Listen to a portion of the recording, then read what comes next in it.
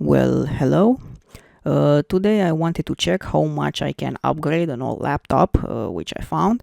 Here is an HP Compaq 6910p from 2007. And while this laptop used to be great back in the day, I think we can agree that for today's standards it's not really usable. However, I'm quite positive that we can do something about it. The laptop at the moment has the following specs, and I'm going to tell you which components I'm going to replace and how this will affect the performance. But anyways, this laptop came with an Intel Core 2 Duo T7300 running at 2 GHz, and we are going to upgrade that with an Intel Core 2 Duo T9500 running at a decent 2.6 GHz. It has 4 gigs of DDR2 RAM, which we're going to upgrade with 8 gigabytes running in dual channel. Officially, this laptop only supports 4 gigs of RAM, but since the chipset itself supports 8 gigabytes of RAM, we are going to do that, and it should work just fine. And while it's going to be a relatively slow memory running at 600 megahertz, it is still better than 4 gigabytes, especially for internet browsing and so on. And I should also say that nowadays it's very hard to find these old RAM modules, and they're very expensive, but in the end I managed to order some overpriced crucial models from China. Now, in terms of graphics card, this laptop originally came with the notorious integrated Intel GMA X3100, which plagued the childhoods of many of us, I suppose. This card, it was terrible even back then, and to be honest, I really hope someone at Intel got fired over this monstrosity. Like, you couldn't do anything on it even back then. It was so weak and so useless. Not for long. We are going to upgrade that with a dedicated ATI Mobility Radeon X2300. And I know you're going to ask how is it possible to upgrade an onboard graphics card? That should be impossible, right? And you would be right. However, this laptop came in two versions. One with the shitty Intel graphics and the other one with a dedicated ATI GPU. So the only solution to this will be to swap the entire motherboard with one that already has the ATI GPU. We're going to do that. And this is the new motherboard. I found it on eBay for like 30 Canadian dollars. Now this motherboard do have the discrete ATI graphics card, as you can see, and I'm going to zoom a little in the edit. And it's realistically the only possible option, to get rid of that Intel GMA. I also need to show you this. We also have to swap the heatsink with the new one that supports the ATI graphics card. The main difference between this one and the old one is that the heat copper pipes are a little different. They're bigger, as you can see. And I think this will perform better in terms of temperatures under heavy load. But enough talking about the motherboard. Let me take this out of the way and let's switch our focus back on the laptop. Now, in terms of storage, this laptop originally came with a 160 gigs hard disk running at 5400 RPM. I already replaced that with a SATA Kingston 120 gigs SSD, which we're going to use for the operating system. And for storage, I'm going to replace the optical bay with an optical bay hard drive caddy. You can find it for like $5 on eBay. And we are going to add a second hard drive, which is a 1 terabyte SSHD Seagate Farracuda. And that should be more than enough for storage. Anyways, it's gonna be, slower since the optical bay is using the IDE PATA, not the SATA drive, so it's gonna be slower, but we're going to use that for storage, so it shouldn't be a problem, really. Also, speaking of operating systems, this laptop is currently running Windows Vista Ultimate, and we are going to install Windows 7. And I know some people out there will say that I should install Linux on this older machine. I don't care really. I like Windows. Well, at least before the Windows 11 disaster. And this laptop was actually designed for Windows. And since I want the vanilla experience, I'm going to use that. But anyways, enough talking. Sometimes I talk way too much. So let's jump into the disassembly process. Well, now we're going to take this laptop apart. It seems like this is going to be a long and boring video. We have to turn this laptop upside down and first remove the battery. Remember that removing the battery is always the first step when doing any kind of upgrades or operations on the motherboard. Otherwise, you're really risking frying some capacitors.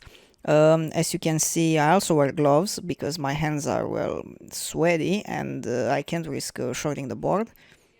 It is also recommended to press the power button a few times after removing the battery, just to make sure there's no charge left in any condenser. Really, the risk of shorting the board by mistake is the only thing that can realistically go wrong when fixing a laptop. Now we're going to remove the screws from under the battery.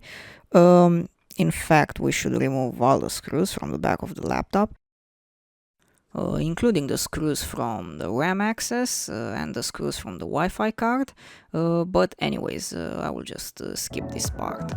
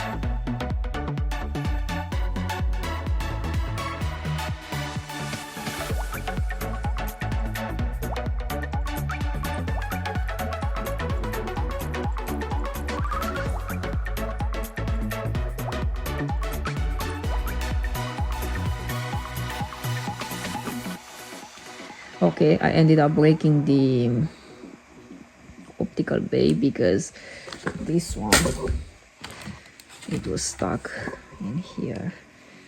It was almost impossible to remove, so I ended up breaking it.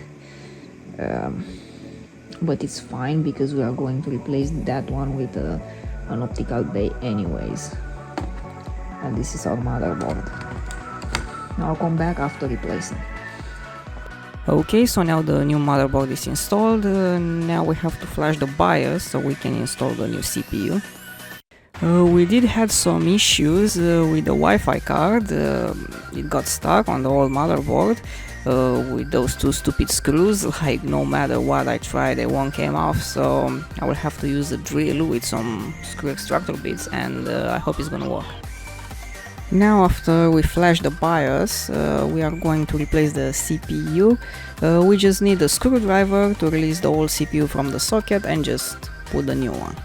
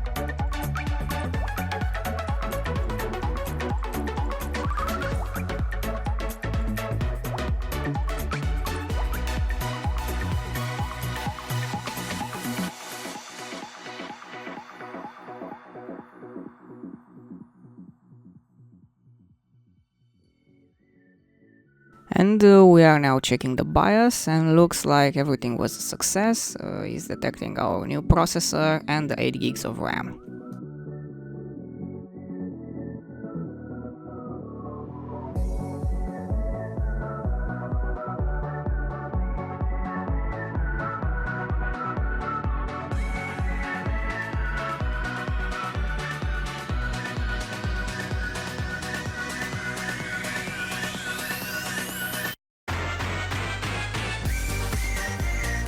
Okay, so we are now on the desktop in Windows 7, and looks like everything was a success. I really did not expect it to be able to upgrade this whole laptop to this extent, but we did it. Now we are going to check GPU-Z and CPU-Z, and as you can see we have the new CPU operational and the new ATI GPU, which is working just fine. If we're going into Task Manager, we can also see that everything works fine. We have 8 gigs of RAM. The CPU usage is a little high, but that's due to the recording software, so that's normal. Now we should check the temperatures inside the ADA 64.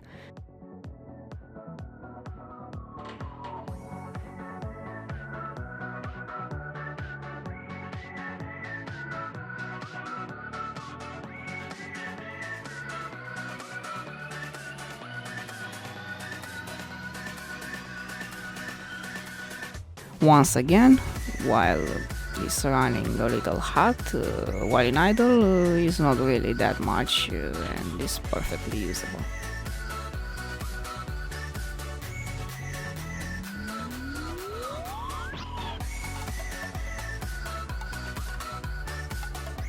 The ATI Catalyst driver is also working fine and is reporting the GPU correctly.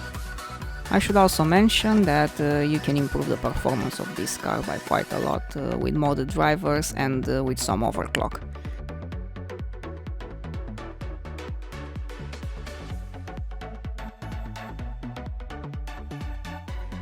Opening the DirectX diagnosis tool will also show us the same information, confirming that everything is up and running perfectly normal.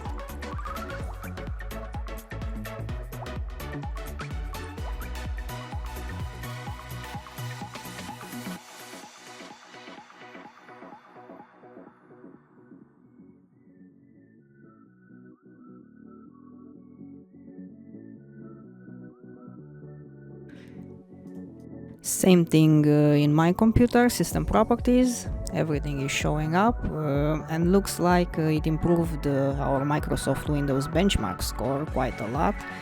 Before we had a score of like 2.1.